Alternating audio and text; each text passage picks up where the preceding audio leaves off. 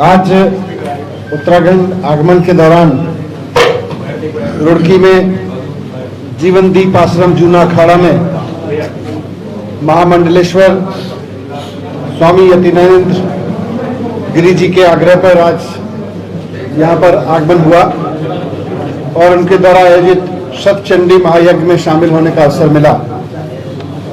मुझे बहुत सौभाग्य है मेरा कि आज इतने दिव्य यज्ञ में मुझे स्वामी जी के आग्रह पर आमंत्रण पर यहाँ शामिल होने का अवसर मिला।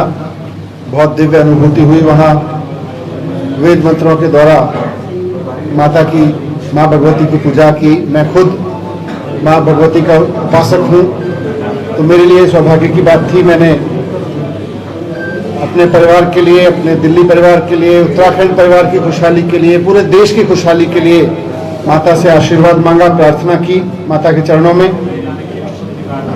और उसके बाद में शहर के अलग अलग कुछ क्षेत्रों में जाके आम लोगों के बीच गया। रेस्टोरेंट में, मार्केट में लोगों से मिला, जाके युवाओं से मिला, महिलाओं के ग्रुप में बैठा, जाके बात की, स्टूडेंट्स के बीच गया, बुजुर्गों के बीच गया, प्रोफेशनल्स के बीच गया। ऐसे ही कुछ लोगों से रास्ते में एकदम आम आदमियों से मिला और मैंने उनके बीच एक सवाल रखा।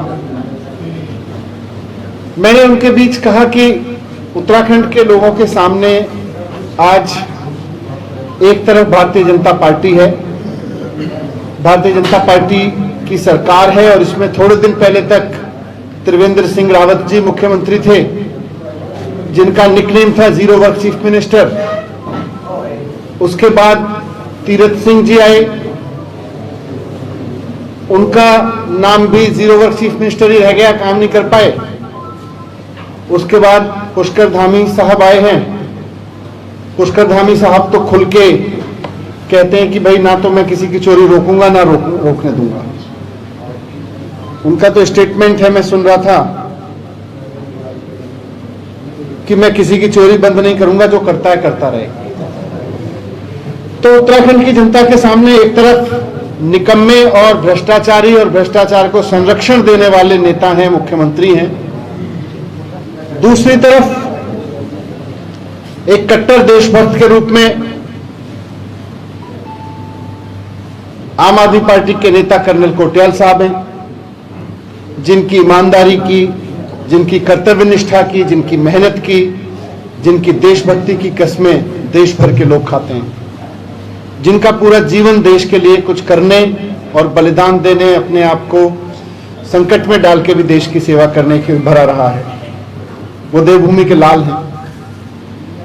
तो मैंने आज वहां पर पूछा लोगों से, जब मैं अलग अलग ग्रुप से मिला तो मैंने पूछा कि उत्तराखंड का मुख्यमंत्री कैसा होना चाहिए? भ्रष्टाचारी या भ्रष्टाचार को संरक्षण देने वाला, या देश की सेवा करने वाला ईमानदार मुख्यमंत्री होना चाहिए, कट्टर देशभक्त होना चाहिए, कर्नल कोटियाल साहब जैसा? तो वहां तो युवाओं ने भी कहा, साहब अगर कर्नल कोटियाल साहब जैसा। बहुत पॉजिटिव रिस्पांस मुझे मिला मेरे सवाल के जवाब में। मेरा सवाल स्पष्ट था कि क्या कर्नल कोटियाल जी जैसा व्यक्ति उत्तराखंड का मुख्यमंत्री होना चाहिए? ये तो मेरी एक छोटी सी यात्रा थी, मैं यज्ञ में शामिल होने आया था, तो इस अवसर का इस्तेमाल मैंने उत्तराखंड के एक शहर में छोटे छोटे समूहों के सामने किया। आज मैं प्रेस के माध्यम से, मीडिया के माध्यम से यही सवाल उत्तराखंड के सभी भाइयों और बहनों के सामने रखना चाहता हूं। जैसा मैंने कहा, छोटे से समूहों में मैंने जवाब दिया तो बहुत उत्साहजनक था मेरे लिए तो, पर मैं उत्तराखंड के तमाम वोटर्स के सामने, उत्तराखंड के बच्चों के सामने, उत्तराखंड की महिलाओं के, भाइयों के, बहनों के, बुजुर्गों के, सबके सामने आज ये सवाल रखना चाहता हूं कि क्या कर्नल कोटियाल जी जैसा व्यक्तित्व उत्तराखंड का मुख्यमंत्री होना चाहिए?